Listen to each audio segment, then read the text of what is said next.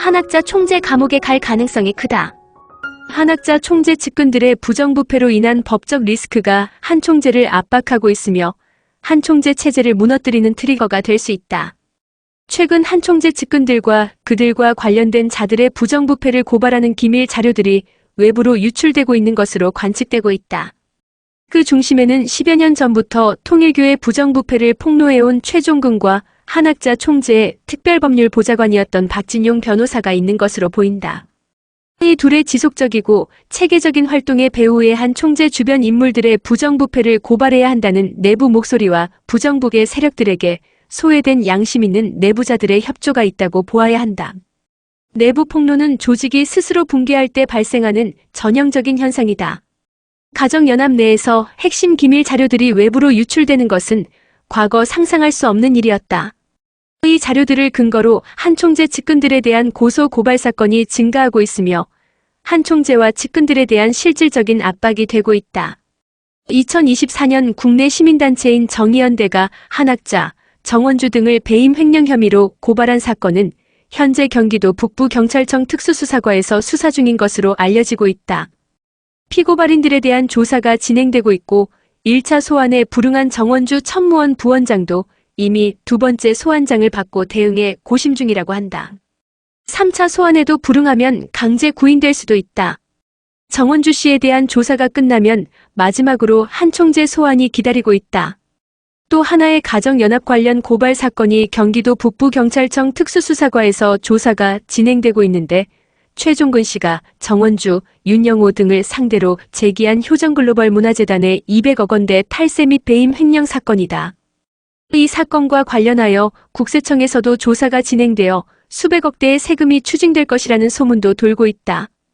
이러한 법적 리스크는 일본 가정연합 해산이 현실화되면 더욱 커질 전망이다. 그리고 가정연합 수뇌부의 부정부패에 대한 핵심 자료들이 터져나오기 시작하면 한 총재의 가정연합 체제 전체를 무너뜨리는 트리거가 될 수 있다. 그렇다면 한학자 총재 주변의 부정부패가 만연하고 내부 폭로가 일어나고 있는 현상의 원인은 무엇인가? 첫째, 한학자 총재의 종교적, 윤리적, 법적 리스크가 너무나 심각하고 정원주, 윤영호, 이청우 같은 최고 간부들은 한학자의 약점을 잡고 있다는 전망을 할 수 있다. 결론적으로 말해 한학자 총재는 더 이상 이들을 해임하고 싶어도 해임할 수 없는 상황이 되어버렸다. 만약 이들이 입을 열어 그동안 한학자 총재가 저질러온 불법적인 일들과 비윤리적인 행위들을 폭로한다면 한학자 총재는 법적인 책임은 물론이고 종교적 권위가 한순간에 무너질 수 있다. 둘째, 한학자 총재의 과대망상이 정신병 수준으로 발전했다는 분석이 가능하다. 한학자 총재는 이미 문영진 등으로부터 참어머니 신격화에 이어 현재는 독생녀, 나아가 어머니 하나님으로의 정체성에 사로잡혀 있다. 쉽게 말해 한학자 총재는 자기 스스로를 여자 하나님으로 인식하고 있다는 말이다.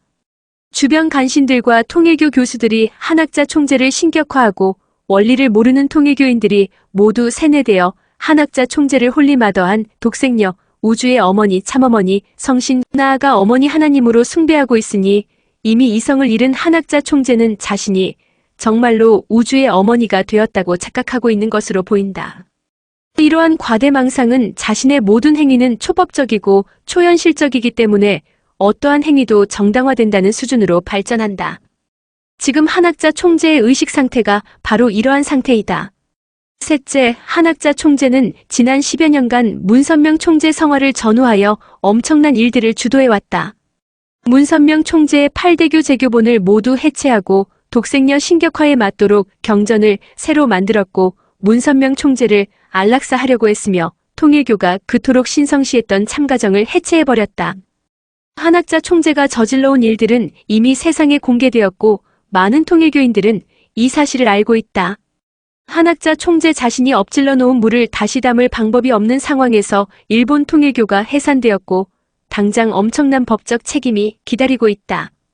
지금까지는 돈으로 검사를 매수하고 수사관을 매수했는지도 모르지만 모든 진실이 드러나고 있는 상황에서 계속 이런 식이 가능할까? 꽃이 피면 봄이 온 줄 모르면 철없는 인간이다.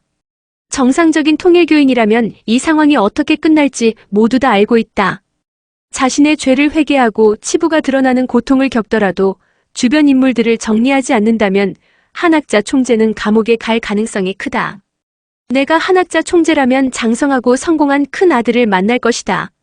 물론 과대 망상에 빠져 스스로를 여자 하나님이라고 인식하는 한학자 총재는 그리 하지 않을 것이고 결국은 감옥에 가겠지만 참으로 안타깝다.